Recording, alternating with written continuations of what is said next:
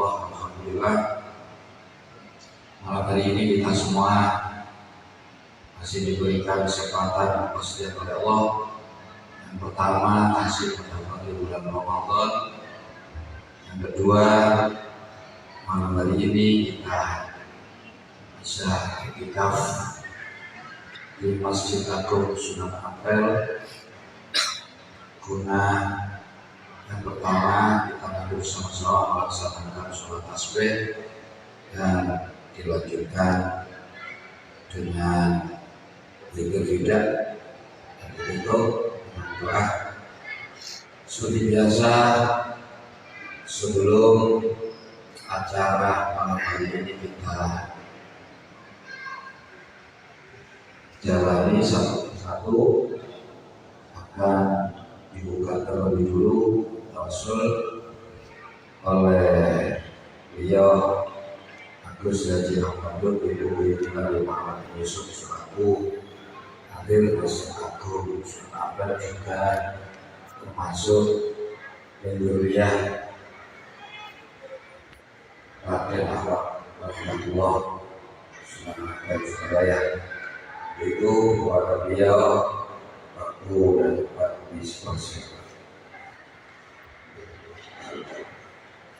Ya Rasulullah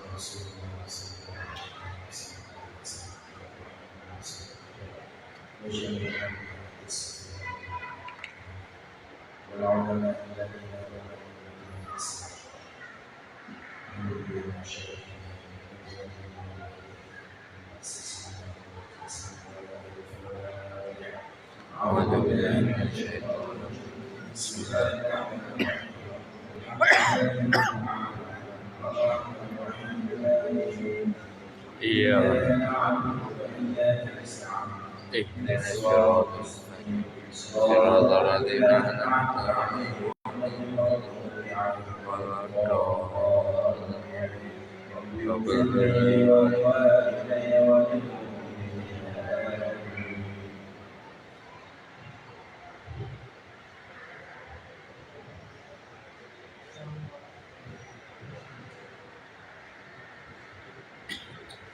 Terima kasih kami aturkan kepada beliau. Selanjutnya sedikit memberi wawasan. Perlu diketahui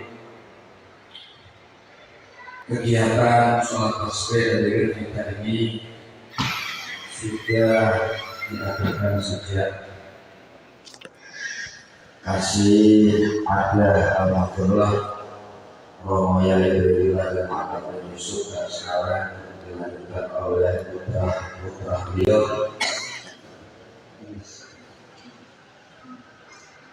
Alhamdulillah sudah hampir lebih dari, insyaallah lebih dari 15 tahun sampai sekarang. Begitu juga di bulan Ramadan.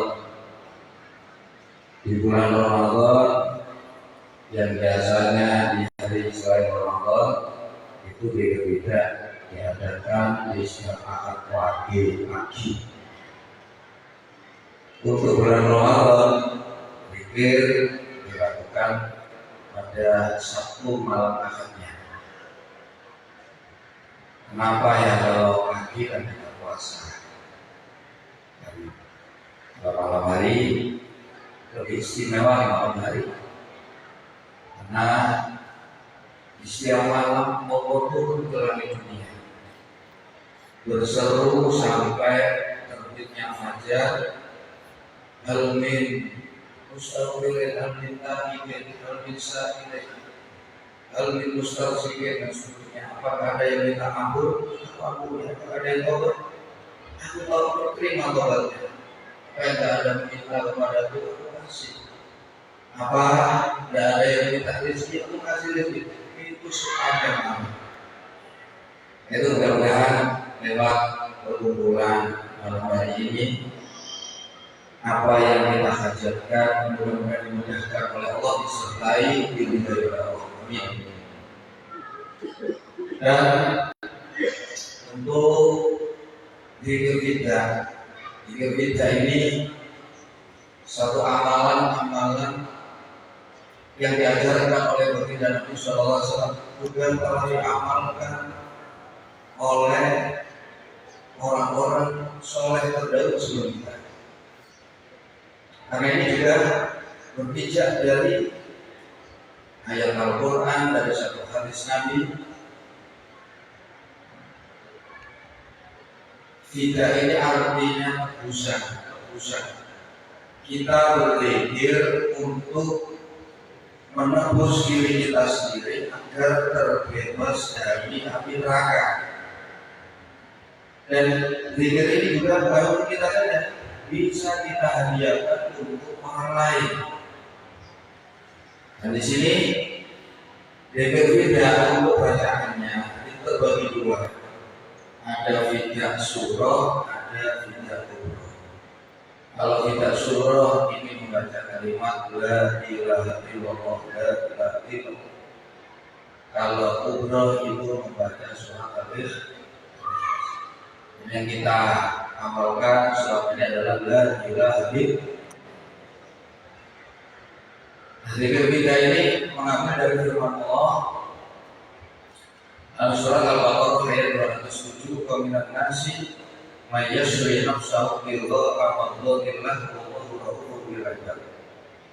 Ada di antara manusia itu yang membeli dirinya sendiri untuk mendapatkan ridha Allah, membebaskan diri nasi may yashri nafsahu bil-dha'a wa-dhillah, dengan mengorbankan hartanya, jiwanya untuk agar terbebas dari siksa api neraka.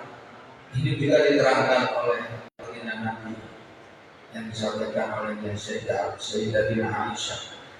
Siapa yang membaca la ilaha illallah 70.000 kali, atau riwayatnya 71.000 kali, maka sungguh ia telah membebaskan dirinya dari api neraka. Diterangkan dengan kita. Jadi kita sudah tidak ragu lagi, ini sudah diamalkan oleh orang-orang soleh sebelumnya. Begitu juga sholat tasbih. Sholat tasbih ini pertama kali diajarkan Nabi kepada paman beliau Sayyidina Abbas bin Abdul Muttalib, di mana beliau ini diberitahu, maukah kamu saya ajarkan sholat yang dengan sholat ini Allah mengampuni 10 macam dosa. Dosa yang kecil maupun besar, dosa yang terang-terang atau sembunyi-sembunyi, dosa yang sengaja atau tidak sengaja, dosa yang sedikit atau banyak, dosa yang besar atau kecil, terang-terang sengaja atau tidak sengaja, semuanya diampuni lewat sholat. Kemudian diajarkan. Jadi sholat tasbih sudah diajarkan oleh Rasulullah Sallallahu Alaihi Wasallam. Dan dikatakan sholat tasbih karena di dalamnya ini yang dibaca dominan ini adalah tasbih. Kita tahu bacaan tasbih ini adalah kalimat yang terbaik yang diucapkan dan diajarkan oleh Allah untuk para malaikatnya dan hamba-hamba. Ada suatu hadis dari Al-Hakim, sahabat bertanya, kalimat apa yang terbaik yang bisa diucapkan oleh Allah?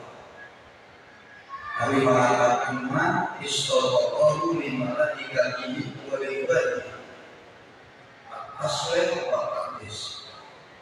Faman mantiquhu at-tasbih adhaballahu wujud.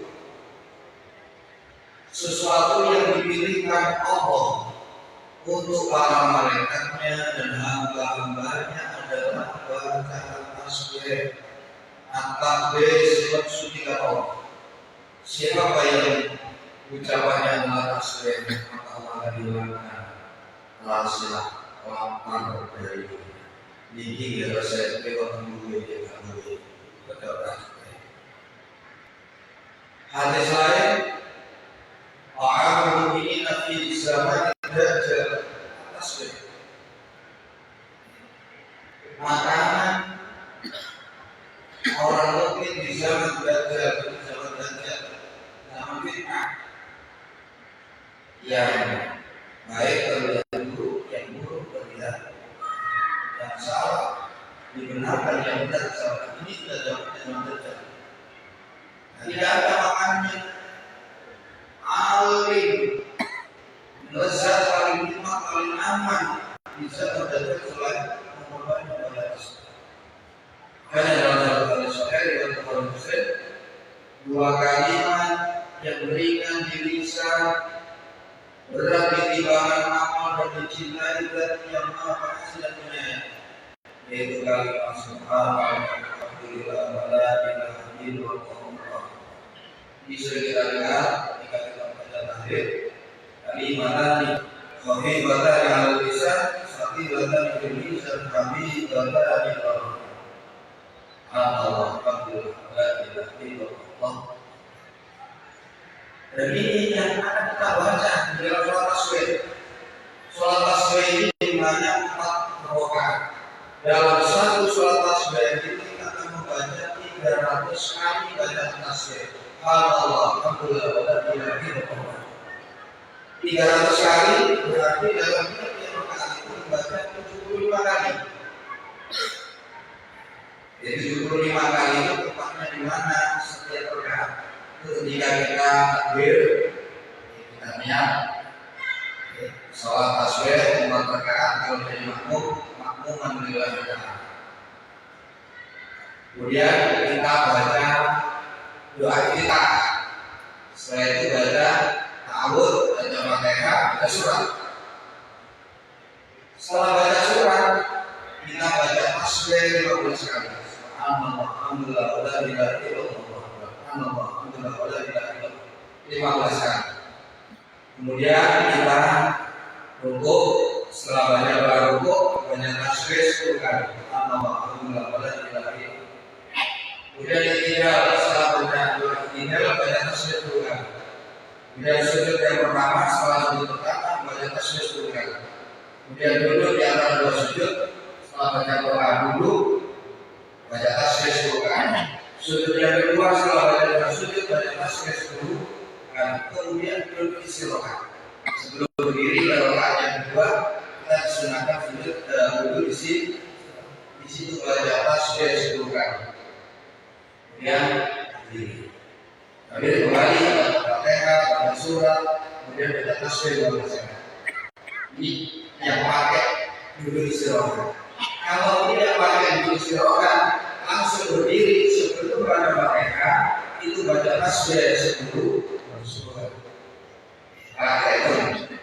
Kalau berdiri 15, kemudian rukuk 10, iktidal 10, sujud yang pertama 10, duduk di antara dua sujud 10, sujud yang kedua 10, istirahat 10 ya, tapi yang berdiri 5.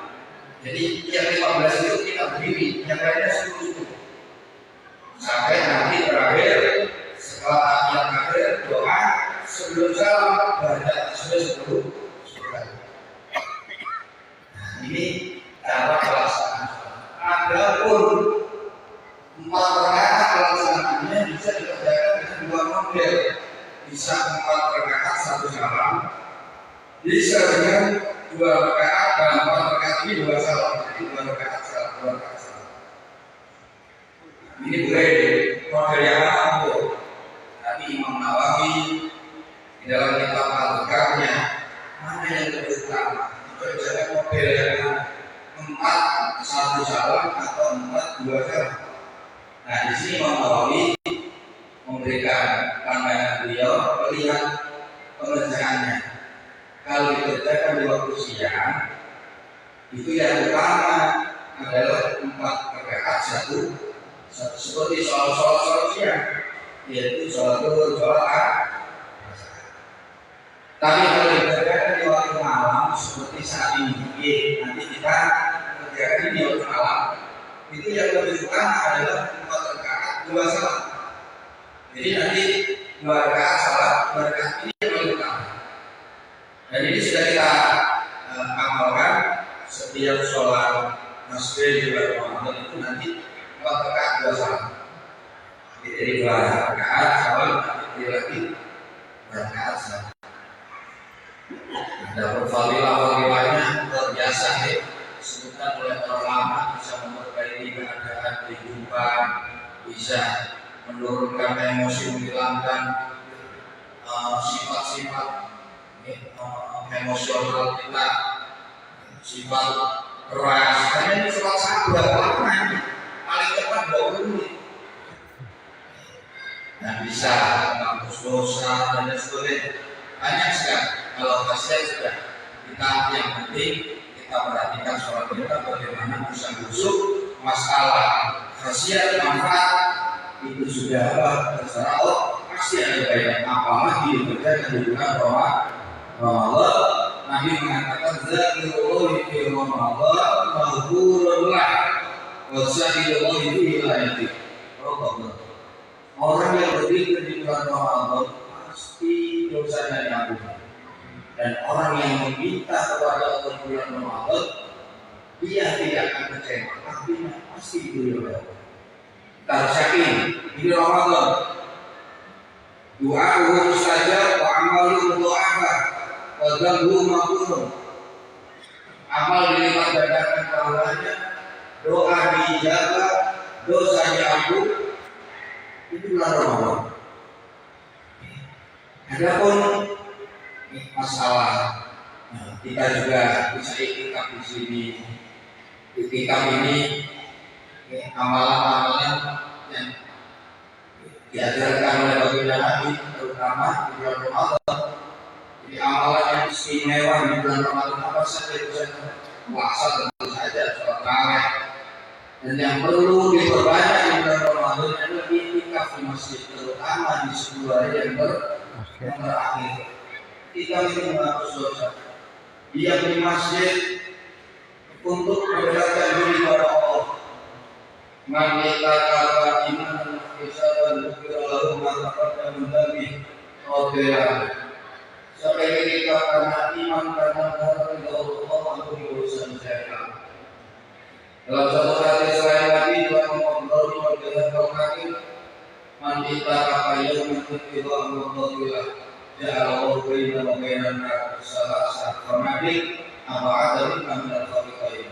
Siapa yang tidak satu hari masih mengharap ridha Allah, maka menjadikan antara dia dengan neraka ada jarak 3 hari, dan tiap-tiap hari ini jaraknya lebih jauh daripada ufuk barat dengan ufuk di.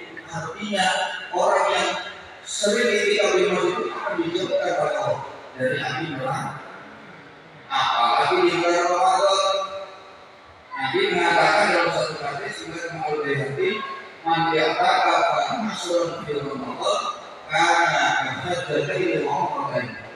Seperti tidak 10 hari di bulan Ramadan, Allah akan berikan pahala dia seperti pahala 2 kali haji dan 2 kali umrah. Ini mudah-mudahan Allah ampuni dosa kita. Ini kita zikir, kita fidah, dan jalan kita mendapatkan ampunan Allah, dimudahkan segala urusan kita, diberikan amal Rasulullah telah kita dibebaskan dari api tidak. Dan juga di dalam masjid ini yang perlu dijaga juga ada atap-atap iktikaf juga diperhatikan. Kalau masuk masjid itu hendaknya dalam keadaan punya wudu. Ini hadis Nabi. Dan ketika berangkat menuju masjid untuk iktikaf itu banyak doa, banyak langkah. Nah, orang yang menuju masjid dalam keadaan suci mantap taharah min baitihi tsumma masya ila masjid. Siapa yang bersuci dari rumahnya kemudian menuju masjid, karena khotobahu ihdahuma yaqutu khoti'atan wal ukhra tarfa'u darajat. Siapa yang mendapatkan suci menuju masjid, maka Allah jadikan tiap langkah langkah yang pertama itu menghapus dosa, langkah yang kedua mengangkat derajat, kedua itu adalah jika di masjid dan masuk ketikanya keluar dari kembalikan dari tempat masuk ke tempat yang kotor, dijaga bukan diri keluar dari kamar, masuk pada doa. Allahumma sholli ala sayyidina Muhammad wa ala ali Muhammad Allahumma keluar dari masjid kita doa. Allahumma sholli ala sayyidina Muhammad Allahumma masjid sebelum kita duduk setelah masuk sunatan sholat sunat itu masjid tidak ada sholat hukum masjid mulai jeris hatta yusul ya kata siapapun kita masuk masjid jangan duduk sehingga dia sholat 2 rakaat. Ini apa yang terjadi? Kondisi tubuh, baunya wangi, dan ganggu yang lain. Di masjid kita rapi, kita bersih, kita jaga di masjid untuk berzikir, banyak berzikir sifat, Al-Quran, kita sholat dan sebagainya. Dalam masjid kita jaga kesucian kebersihan masjid. Ini demi sempurnanya ibadah kita, demi sempurnanya semua amal ibadah kita selama di masjid. Ya, mudah-mudahan lewat keterangan singkat ini bisa memotivasi kita di sisa Ramadan dan tersisa masih 11 hari atau 12 hari ini. Mudah-mudahan Allah memberikan pertolongan kepada kita, memberikan kesehatan, batinan wal dan dijauhkan halangan-halangan yang berarti pada kita sehingga kita bisa menyempurnakan bulan Ramadan tahun ini dengan sebaik-baiknya. Demikian, mudah-mudahan keterangan singkat ini menjadi ilmu dan bermanfaat untuk kita semua. Amin. Ya Allah, ya Allah, ya Allah. Terakhir ini perlu saya informasikan juga di Ramadan ini ada 2 kali. Ketiga, kalau beriman itu setiap akad pagi ini akad pagi. Dan yang kedua nanti kita ambil tepatnya di malam Lailatul Qadar. Kau tahu Lailatul Qadar? Iya, ini mengikuti pendapat Imam Al-Ghazali, Imam Abu Hasan Asy'ari dan para ulama yang lain. Mereka mengatakan sesungguhnya Lailatul Qadar itu sudah bisa diketahui. Inna Lailatul Qadri tu'lamu bil awal musyahhar Ramadan. Dengan melihat hari pertama Ramadan. Kalau hari pertama Ramadan, ingat Allahu yang berkhamis, dia Lailatul Qadri. Kalau awal Ramadan itu hari Kamis, maka Lailatul Qadar terjadi pada malam ke-25. Kita kemarin insya Allah 25. Dan 25 ini nanti tepat hari Sabtu yang akan datang, yaitu tanggal 14 Maret. Jadi ini masih pemanasan, ini masih gelombang pertama, ada gelombang finishing, gelombang final. Nanti besok mudah-mudahan banyak umur ya, ada halangan bisa hadir di malam ke-25 dan mudah-mudahan juga Lailatul Qadar. Siapa yang mengatakan Lailatul Qadar bahwasanya mampu di seumur hidup ini, terus belum dijalan sudah mampu dia. Karena ketika kita di jalan dengan maksiat di situ Allah berhenti. Dengan kita di jalan kita kebaikan. Nah, kita mendapatkan yang betul. Mudah-mudahan malam 25 besok Lailatul Qadar dan semua yang kita diberi kesempatan bisa merayakan malam tersebut dengan sholat tasbih dan zikir di gereja. Hari Sabtu besok tanggal 14 ketemu lagi di Masjid Agung Selamat.